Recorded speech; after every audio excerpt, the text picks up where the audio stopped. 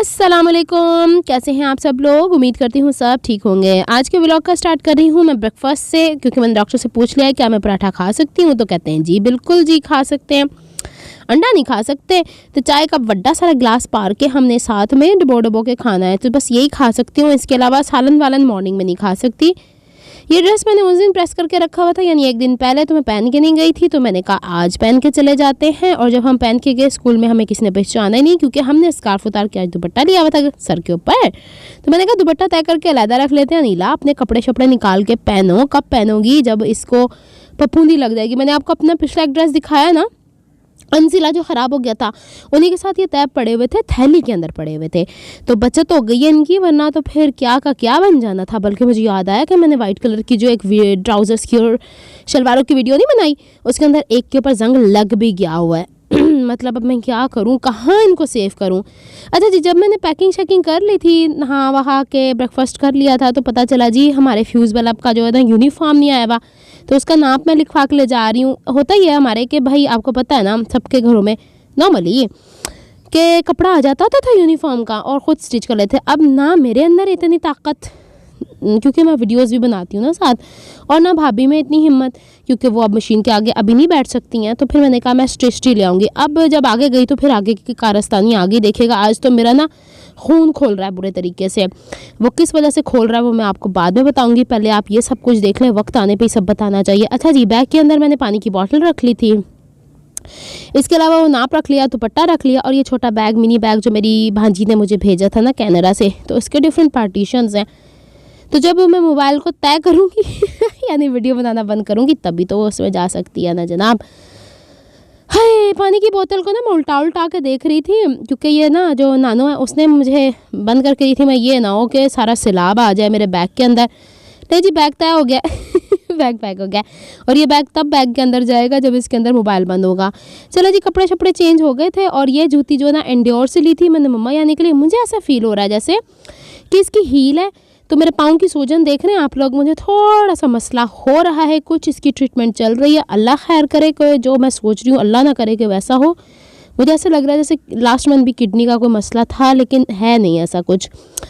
अच्छा जी, ये जब स्कूल में पहुँचे हम लोग तो पता चला जी डेटोल वाले आए हुए, तो ये बच्चों को उन्होंने ना भेंट दी है बच्चों को स्टिकर्स दिए हैं, किताबों में चिपका ले और पता नहीं क्या कुछ। और ये जो बेंच पे आपको नज़र आ रहा है, गवर्नमेंट स्कूल्स में बच्चे ये हरकतें करते ही करते हैं, वाइटों के साथ लिखते हैं। पता नहीं, हमने भी गवर्नमेंट से पढ़ा, आज तक तो पेंसिल से हम लोगों में हिम्मत नहीं हुई लिखने की। ब्रेक टाइम में फिर हम लोगों को मिल गई थी चाय पी फिर हम लोगों ने। फिर इसके बाद बातें शातें हो रही थी, जो डिस्कशन चलती है। स्कूल के बाद मैंने आपसे कहा था ना मैंने यूनिफॉर्म लेने जाना है।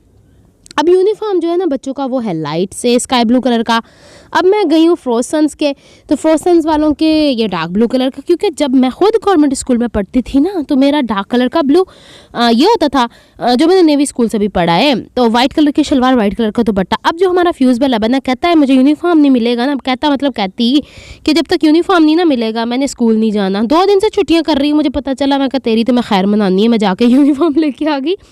अब यहाँ पे ना भाई का, अब यहाँ पे सारा फड्डा स्टार्ट हुआ जो मेरा खून खोल रहा है ना। इसी दौरान 5 मिस कॉलें थी, वो अननोन पर्सन की थी। एक पार्सल आना था मुझे। अब वो पार्सल, जब तक आप ये चीज़ें देखें एंजॉय करें, वो पार्सल वाले भाई मुझे फ़ोन कर रहे हैं। अब जिन्होंने मुझे पार्सल भेजा वो मुझे फ़ोन कर रही हैं। अब मेरी आदत है स्कूल के अंदर मैं फ़ोन रिसीव नहीं करती हूँ। इतने में भाई का भी फ़ोन आ गया। इतने में मैं घर भी फ़ोन कर रही अपने भतीजे को दिखाने के लिए कि यूनिफॉर्म है तो इसके तुम कलर देख लो।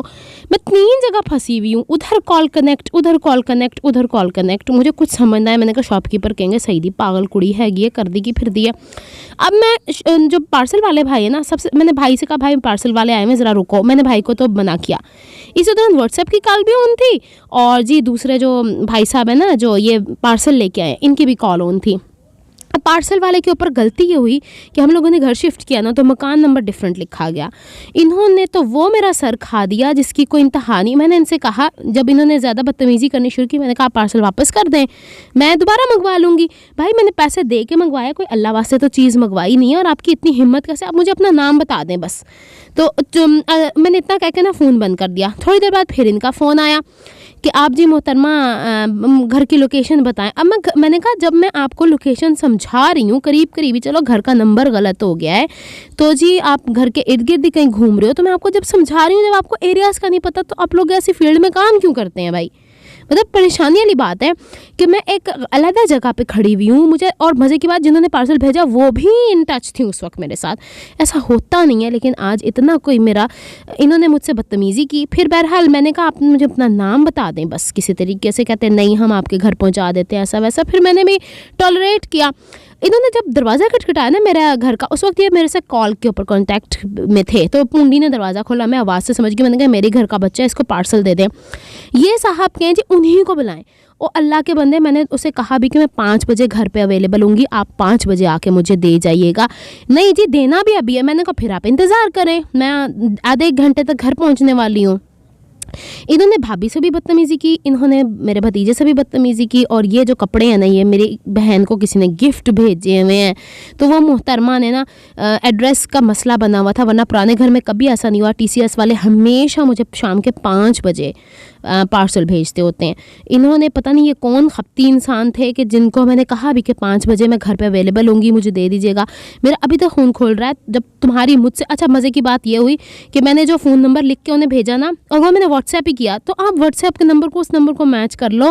मतलब वो गलती पे गलती होती चलेगी, चले कोई नहीं, तो आपको उसका नंबर मिल गया, आपने किसी तरीके से मुझसे कॉन्टैक्ट कर लिया, मैंने आपसे बात कर ली।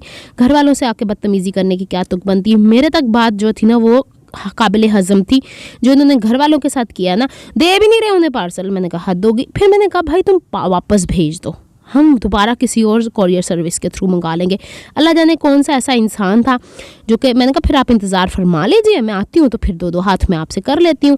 बहरहाल पकड़ा के भाग गए। जी हमने जिस घर में आपने नंबर लिखा था वहाँ गए हैं, हमारी इंसल्ट हुई है ये वो। मैंने कहा तो भाई कोरियर सर्विस में ऐसा कुछ बड़ा कुछ भुगतना पड़ता है, 100 में से एक ऐसी गलती होगी। जब मैं गलती एक्सेप्ट भी कर रही हूँ उसके बावजूद आप मुझे ऐसी बातें सुना रहे हैं, तो आपका नाम मुझे पता चल जाए तो फिर तो मैं कर लेती हूँ जो मैं कर सकती हूँ। मैं फिर आपकी कोरियर सर्विस के ऊपर आपकी कंप्लेन करूँगी कि आप इस तरीके से बदतमीज़ी करके गए। नहीं ऐसा कुछ नहीं है, ये लें वो लें, भाभी को ये पकड़ा के चले। फिर आखिर में मुझे मैसेज किया मेरे फ़ोन नंबर पर कि ये इस नाम की बंदी को हम दे के चले गए। मैंने कोई रिप्लाई नहीं किया, मैं कह जाएँ अल्लाह खैर सलाह, आइंदा से तो टकराएँ आप ज़रा, कभी आएँ तो फिर हम देख लेते ये ड्रेसेस आए, एक खोल के मैं अम्मी को दिखा रही थी स्टफ़, मैं ना इसके साथ शलवारें वगैरह शमीज़ें वगैरह मैच कर लूँ, फिर इंशाल्लाह मैं आप लोगों को ना ये पूरे ड्रेसेस दिखा दूँगी। ये 2 पीस ही आए हुए, अल्लाह जाने क्या करती फिरती है मेरी बड़ी बहन, मुझे कुछ समझ में नहीं आता।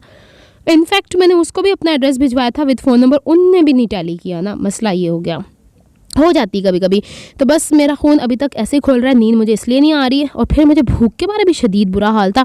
ये बन रहे थे टींडे घर पे, उसमें चिकन डल रही थी, तो फिर मसाला भून के भाभी ने थोड़े मुझे दिए, रोटी साथ में, क्योंकि दोपहर के वक्त थोड़ा बहुत वो कर लेती होती हैं। और फिर इसके बाद हमने चाय पी। अभी मैं आपको अंदर से दिखाती हूँ। इतने गुस्से के बाद कुछ मीठा तो होना ही चाहिए लेकिन नहीं ना, गलती मुझसे बर्दाश्त होती नहीं है।